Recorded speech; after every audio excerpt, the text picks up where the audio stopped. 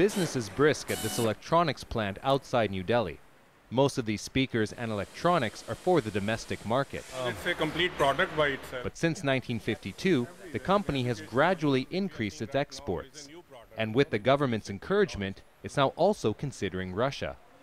I think we are having a great opportunity because of the sanctions. Once we enter at this point in time in those countries, in Russia, possibly then we can have, for future, we can have a very bright future. A future in Russia many export companies here never considered before. India had an opportunity to increase exports as sanctions hit Iran a few years ago.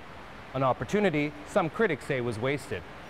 This time around, the government is trying to be proactive by encouraging various industries to consider increasing or starting exports to Russia. But not everyone is convinced it's the right fit for them. Because we see we have beautiful cut here. A few kilometers away, this garment business solely exports its products, but not to Russia.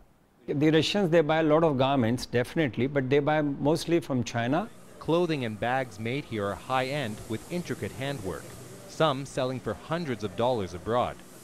The company isn't sure, however, that exporting to Russia is right for their type of business, as Russians don't look to India for these kinds of high-end products. You know, they still prefer to buy made in France or made in Italy label rather than made in India in that segment of the market. The government, though, is encouraging all export companies to give the Russian market a try. Russia has appetite for huge imports. Ajay Sahai is the CEO of a government agency that oversees India's export industries. He says while the Russian market might not be for everyone, companies should see it as a way to get a foot in the door. But the bottom line is that sanctions only provide you the temporary respite.